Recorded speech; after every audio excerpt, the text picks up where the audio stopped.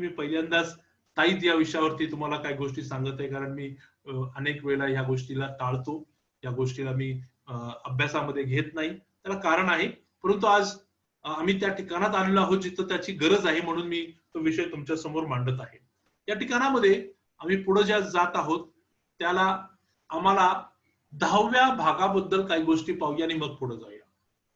पहिली गोष्ट, 10वा भाग दशमांश टाईत, याच्या 3 गोष्टी आम्हाला या ठिकाणात दिसून येतात. पहिली गोष्ट, टायथिंग वॉज बिफोर लॉ. नियमशास्त्र येण्याच्याही आधी आम्हाला टाईत दिसत आहे. कुठं दिसत आहे? विश्वासणाऱ्यांचा पिता, विश्वासणाऱ्यांचा जनक अब्राहम याच्या जीवनात दिसत आहे. दुसरी गोष्ट, त्याला कोणी देखील ही गोष्ट कर असं सांगितलं नव्हतं, है ना.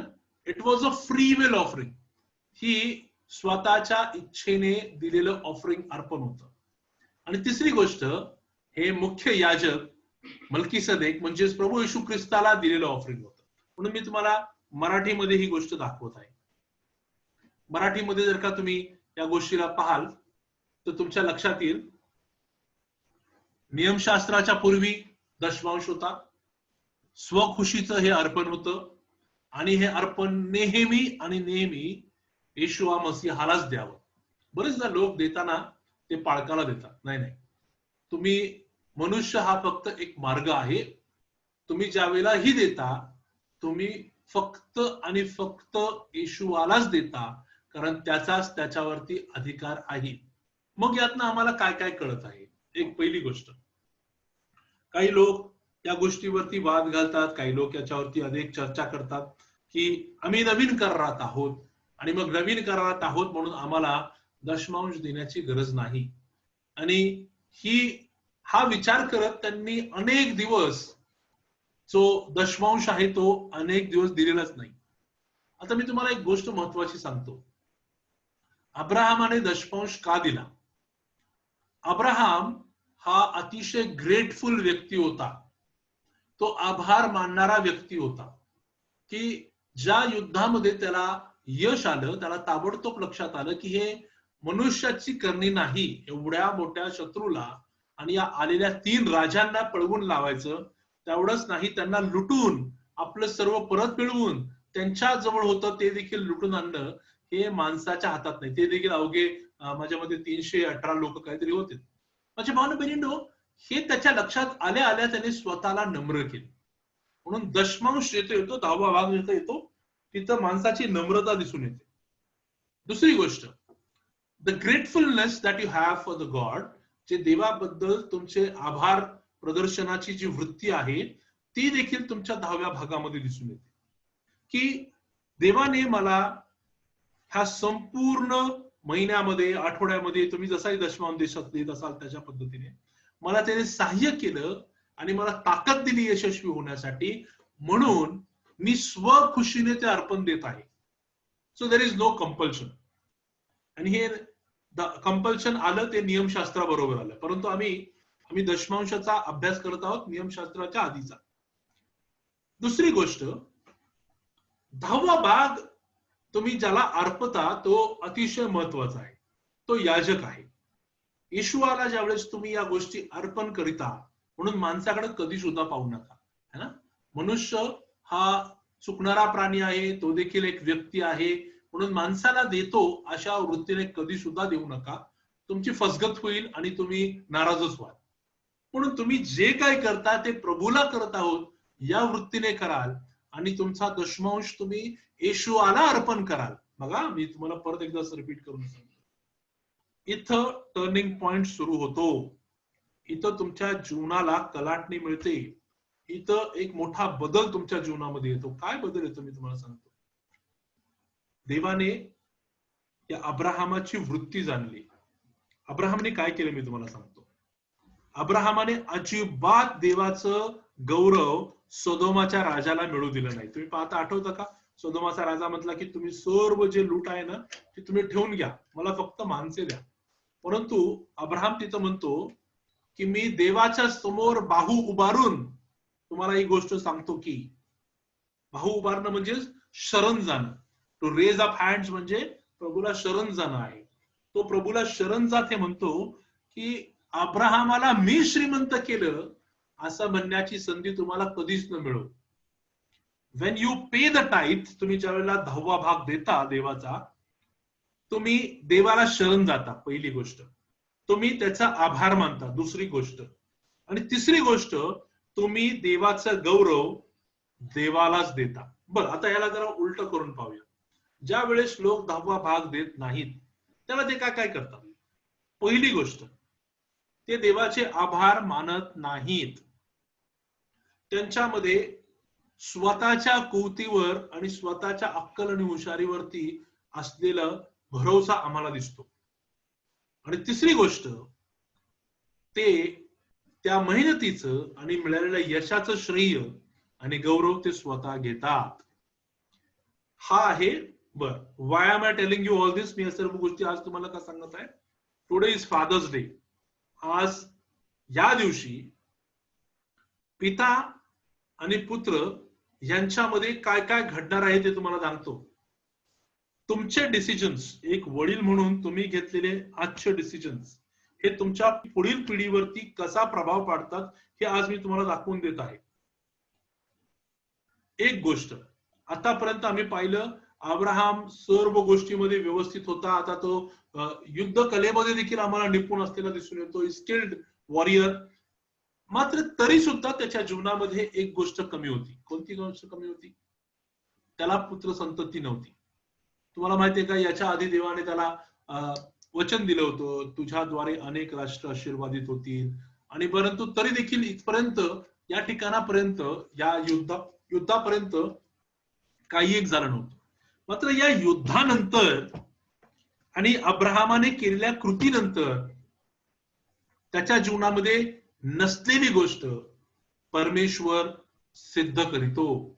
तो त्याला वचन देतो आणि त्याच्या जीवनाला कलाटणी देतो. Here comes the turning point in Abraham's life. काय होतं नक्की? अब्राहमाच्या 10वा भाग दिल्याने, देवाला गौरव दिल्याने, देवाचे आभार प्रदर्शन केल्याने, आपल्या स्वतःला गौरव न घेता देवाच्या समोर हात उंच करून शरण गेल्याने, देवाने अब्राहमाच्या जीवनामध्ये पुढच्याच अध्यायामध्ये आम्हाला पाहायला मिळतं, 15व्या अध्यायाची सुरुवातच होते की देवाने तो करार त्याच्याबरोबर पुन्हा एकदा स्मरणात ठेवून आता तो त्याला त्याच्या पोटचं फळ, त्याला आशीर्वाद करण्याचं अभिवचन परमेश्वर देतो. आणि म्हणून आता आम्ही पुढे जात आहोत. मला तुम्हाला 4थ्या मुद्द्याकडे घेऊन जायचं आहे. ज्या वेळेला परमेश्वराचा आशीर्वाद तुमच्या जीवनात येतो, तुमच्या जीवनात असलेल्या प्रत्येक कमतरतेवर तो आशीर्वाद आक्रमण करतो. म्हणजे भावना बहिणीनो, remember this, blessings will attack the lack in your life. जी गोष्ट तुमच्या जीवनात नाही ना, त्याच्यावरती हे ब्लेसिंग्स तुटून पडतात आणि ती कमतरता घालवून त्या ठिकाणात जी गोष्ट गरजेची आहे ती त्या व्यक्तीच्या जीवनामध्ये पूर्णतेस नेतात. म्हणून लक्षात ठेवा, दशमांश जुन्या करारात नियमशास्त्राच्या आधी असलेली गोष्ट आहे, जी आमच्या वडिलाने, आमच्या आत्मिक पित्याने, अब्राहमाने स्वखुशीने केलेली आहे. आणि म्हणून तुम्ही त्याच्यासारखे असाल तर तुम्हाला तुमच्या पुढच्या पिढीला कसा आशीर्वाद मिळतो ते आम्ही पाहत आहोत. इमिडिएटली एका बापाने घेतलेल्या निर्णयाच्या द्वारे पुढची पिढी आशीर्वादित झालेली आम्हाला दिसून येते. म्हणून आम्ही आता पुढे जात आहोत. अब्राहमाच्या जीवनात सर्व काही होतं आणि ह्या आशीर्वाद त्या सर्व एरियाज मध्ये काम करत होता. तुम्ही जर का 24वा अध्याय उत्पत्तीचा आणि त्याचं पहिलं वचन पाल, 24वा अध्याय पहिलं वचन काय म्हणतं पहा. Now Abraham was old. Abraham आता वृद्ध होऊन अगदी वयातीस झाला होता, advanced in years. And Yahweh blessed Abraham in everything. आणि याहवे देवाने अब्राहमाला सर्व बाबतीत आशीर्वादित केले होते. हे आम्ही 24व्या अध्यायात पाहत आहोत. आम्ही 14व्या अध्यायात होतो ना, आता आम्ही 15व्यात जात आहोत. 24व्या अध्यायापर्यंत आम्हाला लक्षात येतं की आता अब्राहमाच्या जीवनात काहीच कमी राहिलं नव्हतं. तो आशीर्वाद जो त्याच्या एका कृतीने त्याला मल्कीसदेक म्हणजे जो ख्रिस्त आहे त्याच्याद्वारे त्याला मिळाला, त्या आशीर्वादाने त्याच्या जीवनातल्या प्रत्येक कमतरतेला घालवून लावलं आणि आता तो प्रत्येक ठिकाणामध्ये आशीर्वादित झालेला आहे. देवाने त्याचा पुत्र इसाहाक याला देखील आशीर्वादित केलं आम्हाला पाहायला मिळतं. जर का तुम्ही उत्पत्तीचा 22वा अध्याय आणि त्याचं 18 वचन पाहाल, उत्पत्ती याचा 22वा अध्याय 18 वचन म्हणतो, तू माझा शब्द ऐकला म्हणून पृथ्वीवरचे सर्व राष्ट्रे तुझ्या संततीच्या द्वारे आशीर्वादित होतील. किती सुंदर गोष्ट आहे. एका पित्याचा आज्ञाधारकपणा आणि त्या पित्याच्या केलेल्या कृतीच्या द्वारे पुढच्या पिढ्या आशीर्वादित होतेल्या आम्हाला दिसतं. एवढंच केवळ नाही, फक्त इसाकच आशीर्वादित झाला नाही म्हणतात. अब्राहमाची चूक, अब्राहमाने केलेली चूक म्हणजे इस्माईल, तो देखील आशीर्वादित झाला. आणि देवाने इसाहकाबरोबर इस्माईलाला फक्त अब्राहमामुळे आशीर्वादित केलं. जर का तुम्ही 17वा अध्याय पाहता आणि त्याचं 20वा वचन पाहता, इथं आहे, इस्माईल विषयी म्हणशील तर मी तुझी विनवणी ऐकली आहे. परमेश्वर स्वतः बोलतो. तो म्हणतो, इस्माईलाबद्दल तू केलेली विनवणी मी ऐकली आहे. पहा, मी त्याचे कल्याण करीन, त्याला सफळ व बहुगुणित करीन. त्याच्या पोटी 12 सरदार निपजतील, मी त्याचे मोठे राष्ट्र करेन. 12 सरदार म्हणजे 12 प्रिन्सेस, ज्यांना आम्ही शेख्स म्हणतो. आज जे गल्फ कंट्री अख्खी दिसते शेख्सनी भरलेली आहे. Okay, he will be a father of 12 princess, that is chieftains or sheikhs, and I will make him a great nation. माझ्या भावांनो बहिणींनो, एक महत्वाची गोष्ट आमच्या लक्षात इथं येईल. ज्यावेळेस आम्ही देवाचं ते देवाला देतो आणि देवाचा आदर देवाला देतो, आमच्या चुका देखील आशीर्वादित होतात. म्हणून याचा अर्थ हे नाही की आम्ही चुका कराव्या. चुका या आज नाही, कदाचित तुमच्या हयातीत नाही, पण त्याच्या पुढे तुम्हाला लक्षात येतील की या चुका सर्व जगासाठी डोकेदुखी बनतात. आमच्या घरातल्यांसाठीच नाही, सर्व जगातल्यांसाठी डोकेदुखी बनतात. आम्हाला ते आता जगामध्ये पाहायला मिळत आहे. अच्छा भाऊ बहिणींनो, देवाला आमच्याकडून ज्या गोष्टींची अपेक्षा आहे त्या गोष्टी आम्ही केल्या, तर ज्या गोष्टींची अपेक्षा आम्हाला देवाकडून आहेत त्या गोष्टी परमेश्वर आमच्यासाठी करतो. तो आमची परीक्षा जरूर घेतो. परीक्षा फार महत्वाची आहे, कारण आम्ही त्याचे आज्ञाधारक आम्ही आहोत की नाही, त्याच्या आज्ञा पाळायला आम्ही तयार आहोत की नाही, हे देवाला समजून घेणं गरजेचं आहे. आमची कमिटमेंट, आम्ही स्वतःला किती वाहून घेतलं आहे देवाच्या आज्ञा पाळण्याकरिता, हे जाणण्याकरिता परीक्षा ठरलेल्या आहेत. माझ्या भावांनो बहिणींनो, त्याने अब्राहमाची देखील घेतली, त्याने इसाकाची देखील घेतली. परीक्षा ठरलेली आहे. म्हणून माझ्या भावांनो बहिणींनो, आमच्या जीवनामध्ये या छोट्या छोट्या परीक्षांना सामोरं जात असताना एक पिता म्हणून माझे सर्व पिता जे आमच्या मंडळीमध्ये आहेत आणि जे मला ऐकत आहेत, तुम्हाला सर्वांना माझं आव्हान आहे की तुम्ही अब्राहमासारखे बना आणि अब्राहमासारखे वागून तुम्ही तुमच्या येणाऱ्या पिढ्यांना आशीर्वादित करा. या येणाऱ्या पिढ्या या तुमचं नाव चांगल्या पद्धतीने घेतील. हे कशावरनं ठरणार आहे, तर आम्ही आज घेत असलेल्या निर्णयांवरनं ठरणार आहे. बरेचदा आम्ही आमच्या अक्कल हुशारीने, आमच्या ज्ञानाने आम्ही निर्णय घेतो आणि आमची लेकरं त्या गोष्टी पाहत असतात आणि ते ज्याला या गोष्टी आमच्याकडे पाहत असतात ते तसेच बनत जातात. म्हणून वी आर द टीचर्स, आम्ही त्यांचे शिक्षक आहोत.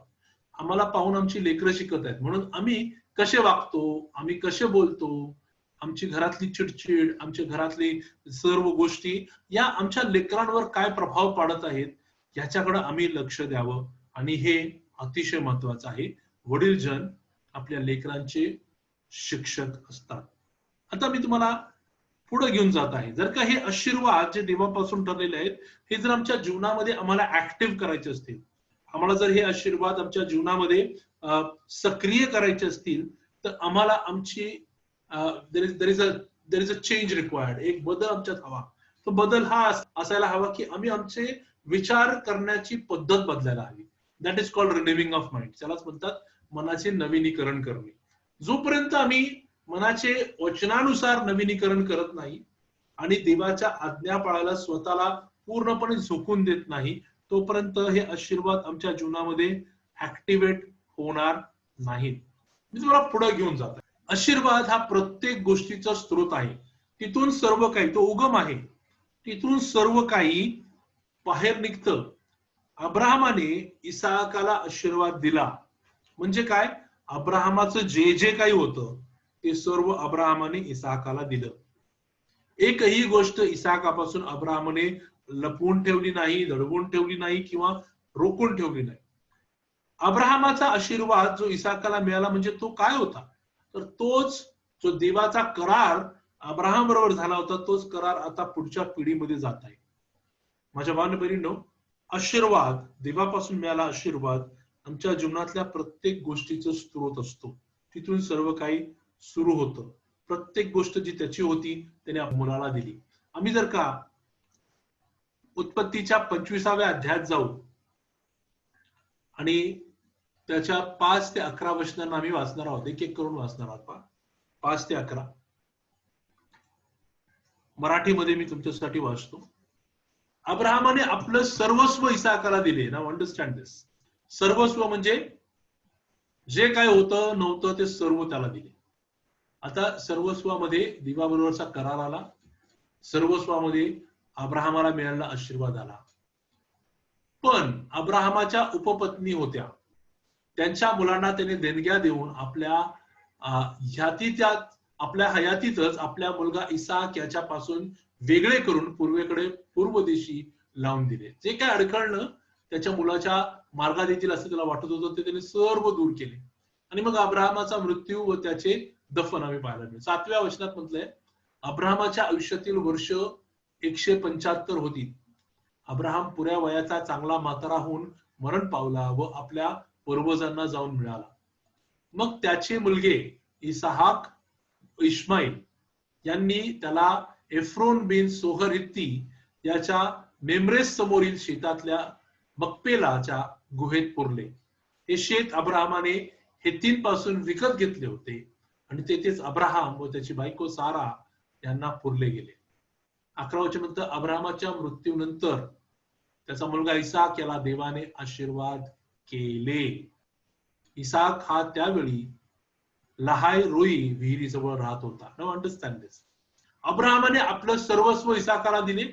11 वचन म्हटलं, अब्राहमाच्या मृत्यूनंतर त्याचा मुलगा इसाक याला देवाने आशीर्वाद दिला. म्हणजे भावांनो बहिणींनो, कधी कधी आमच्या जीवनात ज्याला काही गोष्ट येते, एखादा आशीर्वाद येतो, आम्ही त्याला आशीर्वाद समजतो. पण लेट मी करेक्ट यू, पण थोडंसं आज तुमची विचारसरणी बदलायची. आशीर्वादाचा फळ हे तुमच्या जीवनात येत असतं. आशीर्वाद हा तुमच्यामध्ये आहे, तुम्हीच अब्राहमासारखे आशीर्वाद बनलेला आहात. या आशीर्वादाचं फळ तुमच्याकडे येतं. म्हणून never ever take the fruit of a blessing to be a blessing. कधीच आशीर्वादाच्या फळाला आशीर्वाद समजून बसू नका. बरेचदा आम्ही आशीर्वादाच्या फळाला आशीर्वाद समजतो आणि आम्ही चूक करून बसतो. आशीर्वाद ही भौतिक विश्वातली एखादी मटेरियलिस्टिक गोष्ट नाही की जिला आम्ही हात लावू शकतो. आशीर्वाद असा नसतो. आशीर्वाद हा आत्मिक आहे आणि तो आत्मिक आशीर्वाद हा आमच्या जीवनामध्ये ऑलरेडी आहे. त्या आशीर्वाद जो आमचा सर्व गोष्टींचा स्रोत आहे त्याच्यातनं एखादं फळ आमच्या जीवनामध्ये मॅनिफेस्ट होतं आणि that becomes a fruit of blessing. आणि त्याला म्हणतात आशीर्वादाचं फळ. म्हणून आम्ही म्हणतो मला घराचा आशीर्वाद मिळाला नाही. आशीर्वादाचं फळ घर तुम्हाला मिळालं. मला गाडी मिळाली नाही, तो आशीर्वाद नाही. आशीर्वादाचं फळ जी गाडी आहे ती तुम्हाला मिळाली. म्हणून फळाला जास्त महत्व देऊ नका, त्याचा स्रोत असलेला आशीर्वाद टिकवून ठेवा. आशीर्वाद टिकवून ठेवणं हे देखील अतिशय महत्वाचं आहे. देवाने जसं अब्राहमाची परीक्षा घेतली तशाच परीक्षा त्याने इसाकाच्या देखील घेतल्या. जसं बापाच्या जीवनात घडलं तसंच मुलाच्या जीवनात घडलं. आम्हाला पाहायला मिळतं की दुष्काळ अब्राहमाच्या काळात पडला, इसाकाच्या काळात देखील दुष्काळ पडला. अब्राहमाची पत्नी तिची कूस बंद होती, इसाकाची पत्नी तिची देखील कूस आम्हाला बंद दिसते. अब्राहमाने लोकांना घाबरून आपल्या बायकोला आपली बहीण असं लोकांना सांगितलं, इसाकाने देखील एक्झॅक्टली तसंच केलं.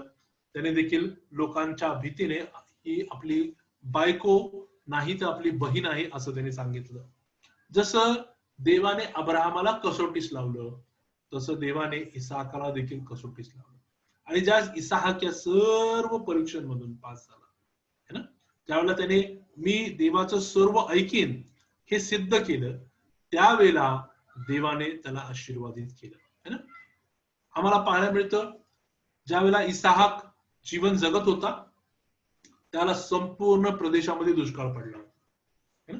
आता या दुष्काळाच्या स्थितीमध्ये देवाने त्याला काय करायला सांगितलं ते देखील आम्ही समजणं फार महत्वाचं आहे. देवाने इसाहाकाला 26वा अध्याय जर का तुम्ही पाहाल 1 ते 14 मध्ये अनेक गोष्टी देवाने इसाहाकाला करायला सांगितल्या होत्या आणि त्या माझी इच्छा आहे की तुम्ही निवांतपणे घरामध्ये वाचा. त्या ठिकाणी देवाने सांगितलं तू मिस्राला जाऊ नको. इसाक मिस्राला गेला नाही. देवाने त्याला जिथं थांबायला सांगितलं त्याच ठिकाणामध्ये तो राहिला. त्याच ठिकाणामध्ये त्याने राहून देवाने सांगितलेल्या गोष्टीला तो किती तंतोतंत पाळतो. पहा मेनी अ टाइम्स आमच्या जीवनामध्ये त्या गोष्टी घडतात. आमच्या आजूबाजूला होत असलेल्या परिस्थितीला पाहून आम्ही आमचे निर्णय घेतो. आमचे निर्णय हे देवाने आम्हाला काय सांगितलं याच्यावरती अवलंबून असले पाहिजे. जर का एखादी व्यक्ती असते आणि तिने पाहिलं असतं की सगळीकडे दुष्काळ पडलेला आहे तर तिने ते ठिकाण सोडलं असतं आणि जिथं व्यवस्थितपणे सगळीकडे पाऊस आहे पाणी आहे तिथं जाऊन राहिली असती. पण देवाने इसाकाला सांगितलं तिथं जाऊ नको. तो गेला नाही. जिथं इसाकाला राहायला सांगितलं तिथंच तो राहिला आणि या परिस्थितीमध्ये त्याने तो किती आज्ञाधारक आहे हे सिद्ध केलं. म्हणून तुम्ही लक्षात घ्या त्या स्थितीमध्ये इसाकानं पेरणी केली. तो आपल्या बापाचा मुलगा होता.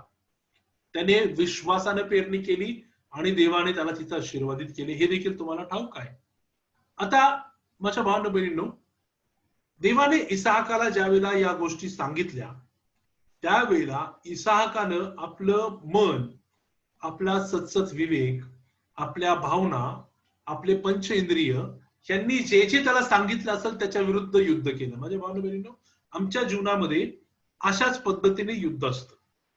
मेनी अ टाइम्स देवाचं वचन आम्हाला एखादी गोष्ट सांगतं पण त्याच वेळेला आमचा सत्सत विवेक आम्हाला काहीतरी दुसरीच गोष्ट सांगतो. कधी कधी आमचे विचार हे आमच्या भावना या आम्हाला दुसरीच गोष्ट करायला सांगतात. कधी तुम्ही या वॉर मध्ये आलात की नाही मला माहित नाही परंतु मी येतो. बरेचदा आमचं स्पिरिट आणि आमचं देह या दोघांमध्ये युद्ध चालू असतं आणि या युद्धामध्ये कोण जिंकतं याच्यावरनं ठरतं की आमच्या जीवनात आशीर्वाद येणार आहे की नाही. देवाचं वचन आम्हाला एखादी गोष्ट सांगितलेली असते परंतु आमच्या समोर दिसणारी परिस्थिती आम्हाला जाणवणारी परिस्थिती ही आम्हाला वेगळंच काहीतरी सांगत असते. We all go through this test. आणि प्रत्येक जण या झगड्यातून जातो. आम्हाला प्रत्येकाच्या समोर ही परीक्षा ऑलमोस्ट रोज असते. परंतु आम्ही कधी सुद्धा विसरायला नको की देवाची समक्षता ही आमच्या बरोबर आहे. आमची समृद्धी ही देवाच्या समक्षतेमध्ये आहे आणि आम्ही ती समक्षता किती टिकवून ठेवतोय फार महत्वाचं आहे. आम्हाला जर का या जीवनामध्ये यशस्वी व्हायचं असेल तर आम्हाला त्या देवाच्या इच्छा आणि त्याच्या मनीषा यांना शरण जाणं गरजेचं आहे. इसाहाकानं बरोबर तसंच केलं. तो त्याच देशात राहिला. तो त्याच प्रांतात राहिला. त्याने तिथं पेरणी केली. त्याला कापणी मिळाली. एवढंच नाही तर त्याला त्याच वर्षी 100% पीक मिळालं. म्हणजे माझ्या बहिणी फार महत्वाची गोष्ट आहे. 100% पीक है ना. देवाने काय सांगितलं 26वा अध्याय 3रं वचनात आम्हाला पाहिलं त्या देशात उपरा असा राहा. मी तुझ्या बरोबर असेन. तुला आशीर्वादित करीन कारण हे सर्व देश मी तुला व तुझ्या संततीला देईन आणि मी तुझा बाप अब्राम याच्याशी वाहिलेली शपथ खरी करीन. आज परमेश्वर तुम्हा प्रत्येकाला हेच वचन देत आहे. तो म्हणतो या देशात उपरे म्हणून राहा. याचा अर्थ हे जग जे आहे याच्यामध्ये तुम्ही बाहेरचे असल्यासारखे राहा. म्हणजेच तुम्ही या जगाशी हात मिळवणी करू नका. तुम्ही प्रवासी आहात. सियोन देश तुमचा देश आहे आणि म्हणून या देशात तुम्ही उपरे असे राहा. तो म्हणतो या देशात मी तुमच्या बरोबर आहे. मी तुम्हाला आशीर्वादित करीन कारण हे सर्व देश मी तुम्हाला आणि तुमच्या संततीला देईन आणि तुमचा बाप अब्राहम याच्याशी वाहिलेली शपथ मी खरी करेन. पहा now comes the part of action. Christian life ख्रिस्ती जीवन हे ऍक्शनचं जीवन आहे. कृतीचं जीवन आहे. The willingness to obey God ही आमची कृती आहे. देवाने सांगितलेल्या गोष्टीला तंतोतंत पाळणे आज्ञाधारक राहणे ही आमची कृती आहे. परिस्थिती आमच्या आजूबाजूला कशीही असो परिस्थिती आम्हाला काहीही दाखवू, कितीही मोठं वादळ असो, कितीही भयानक परिस्थिती असो, मात्र ज्याला तुम्ही ह्या वचनाचं, या अभिवचनावरती उभे राहाल, मी तुम्हाला सांगतो आशीर्वाद तुमचा आहे. कारण देवाने अब्राहमाबरोबर वाहिलेली शपथ तो खरी करणार आहे. आज्ञाधारकपणा ही नेहमी आशीर्वादांना जन्म देते. आम्ही मागच्या वेळेला पाहिलं होतं. आज्ञाधारक obedience gives birth to your blessings. तुम्ही जितकं जास्त आज्ञाधारक ना, तितके जास्त आशीर्वाद तुमच्या जीवनामध्ये येणार आहे. तुम्ही ज्या देवाच्या आज्ञा, त्याच्या विधी, त्याचे नियम हे व्यवस्थितपणे पाळाल, तुम्ही आशीर्वाद होणार आहात. इसाकासारखं आम्ही सुद्धा त्या आशीर्वादांना स्वीकारण्यासाठी तयार होऊया. आशीर्वादांची फळं आम्हाला 100% मिळणार आहे. मी तुम्हाला सांगतो, तुम्ही देखील 100% कापणी अनुभवणार आहात. तुम्ही पेरणी तर करा. या सर्व दुष्काळामध्ये ज्याला माणसांच्या मनामध्ये आहे की सर्व नुकसान होईल, अशा वेळेला तुम्हाला 100% कापणी देण्यास देव समर्थ आहे. That's the fruit of blessing. आणि हेच आशीर्वादाचं फळ प्रभू तुम्हाला द्यायला तयार आहे. मला ठाऊक आहे, या दिवसांमध्ये आम्ही प्रत्येक जण कोणत्या ना कोणत्या तरी परिस्थितीला सामोरं जात आहोत. परंतु आज मी तुम्हा सर्वांना, जे वडील आहेत तुम्हाला आणि जी लेकरं आहेत त्यांना, आणि घरातले जे जीवनसाथीदार आहेत, तुम्हा सर्वांना आवाहन करतो, तुम्ही अब्राहमाची संतती आहात आणि अब्राहमाबरोबर केलेला करार परमेश्वर तुमच्या जीवनात सुद्धा पूर्ण करायला तयार आहात, याचा अनुभव घ्यायला सुरुवात करा. आज्ञाधारक बना. देवाचा सन्मान देवाला द्या. जे देवाचं ते त्यालाच मिळालं पाहिजे, त्याला गौरव मिळालं पाहिजे, त्याला शरण जा आणि मग पहा आमच्या जीवनांना तो कसं बदलतो. माझ्या भावना बहिणींनो, आज आम्ही अनेक गोष्टी पाहिल्या आणि मी थोडक्यामध्ये उजळणी करत आहे की जगातले अनेक युद्ध आणि अनेक लढ्यांना आम्हाला सामोरं जावं लागणार आहे. परंतु देव त्याच्या अलौकिक साह्याने या प्रत्येक लढाईमध्ये तुम्हाला विजय देणार आहे. तुम्ही त्या युद्धांमध्ये लूट घेऊन परत येणार आहात आणि परमेश्वर तुमच्या बरोबर सहभागिता करून त्याच्या मेजातनं तुम्हाला ताकद, स्फूर्ती आणि आशीर्वाद देणार आहे. ज्यावेळेला तुम्ही या सर्व अनुभवातनं जाल, माझ्या भावना बहिणींनो, आमचा प्रमुख याजक प्रभू येशू ख्रिस्त याला कधीच विसरू नका. प्रमुख याजक प्रभू येशू ख्रिस्त हा आमच्यासाठी सदोदित मध्यस्थी करत आहे, म्हणून त्याचं ते त्याला द्या, त्याचा गौरव त्याला द्या. आपले हात आणि बाहू उभारून आमच्या आत्मिक पिता अब्राहमासारखं म्हणा की मी देवाच्या इच्छेला शरण जात आहे, मी त्याच्या आज्ञांना शरण जात आहे आणि त्यांनी दाखवलेल्या दैवी मार्गाला मी शरण जात आहे. आणि ज्यावेळेस तुम्ही त्याला आपल्या जीवनातलं प्रथम स्थान देऊन त्याच्या मागे चालायला सुरुवात कराल, मी तुम्हाला सांगतो ना, तुमच्या जीवनात टर्निंग पॉइंट ठरलेला आहे. स्वखुशीची अर्पणं देवाला आवडतात आणि ती अर्पणं नेहमी येशुआ मसीहालाच द्यावी, कारण तो मुख्य याजक आहे. त्याच्यापासून मिळालेला आशीर्वाद हा त्या आशीर्वादांना पक्क करीतो आणि बहुगुणिततेमध्ये घेऊन जातो. ज्यावेळेला तो आशीर्वाद आमच्या जीवनात येतो, माझ्या भावना बहिणींनो, तो आमच्या जीवनातल्या प्रत्येक कमतरतेवर आक्रमण करीतो आणि ती प्रत्येक कमतरता भरून काढतो. अब्राहमाच्या जीवनातली कमतरता त्याने भरली, इसाकाच्या जीवनातली कमतरता देवाने भरली, तर तो आजही न बदलणारा देव माझ्या जीवनातली देखील कमतरता भरावयास समर्थ आहे. आमेन. आणि म्हणून आमच्या आशीर्वादाचा आज मोठा वाटा आमच्याकडे येत आहे. म्हणजे भावना बहिणींनो, तो आशीर्वाद आमच्या जीवनामध्ये देवानं देऊन टाकलेला आहे, मात्र त्या आशीर्वादांच्या द्वारे त्या आशीर्वादांची फळं आता आमच्या दृष्टीपथास यायला सुरुवात होणार आहे. आज्ञाधारक राहूया. तो म्हणतो ना, या जगात उपरे राहा, या जगात उपरे राहूया. या जगाची हात मिळवणी करू नका, आम्ही हात मिळवणी करणार नाही. तो म्हणतो की तुमच्या द्वारे तुमची संतती मी आशीर्वादित करेन. म्हणून आज या फादर्स डेला परमेश्वर तुम्हा सर्वांना हे अभिवचन देत आहे की तुम्ही आणि तुमची संतती ही अब्राहमाच्या आशीर्वादांनी पूर्ण होऊन, तृप्त होऊन, आशीर्वादित होऊन पूर्ण उरणाऱ्या आशीर्वादांमध्ये जात आहात. परमेश्वर देवबाप करो आणि आजचे हे वचन किंवा प्रत्येकासाठी आशीर्वादाचा असो हो. आपण याला प्रार्थना करूया. सेनेच्या यहोवा देवा, आम्ही तुझे आभार मानतो. माझ्या प्रभू, तुझं वचन अद्भुत आहे. तुझं वचन तरोताजा करतं. तुझं वचन आम्हाला मार्गदर्शन करतं. आज तू आम्हाला आणि आमच्यातील प्रत्येक वडीलजनांना तू आशीर्वादित केलंस, तुझं वचन पाठवलंस आणि प्रभूजी या कुटुंबाचं नेतृत्व करण्यासाठी तू आम्हाला खंबीर केलंस, म्हणून आम्ही तुझे आभार मानतो. त्याच पद्धतीने प्रभू ही सुंदर लेकरं देऊन तू मला आशीर्वादित केलं आहेस. आता या लेकरांना तुझे उत्तम शिष्य करण्याकरिता आम्हाला साह्य आणि मदत कर. इसाकासारखी विश्वासू संतती आम्ही वाढवण्याकरिता आम्हाला साह्य मदत कर. ते आम्हाला पाहत आहेत, ते आमच्याकडनं शिकत आहेत.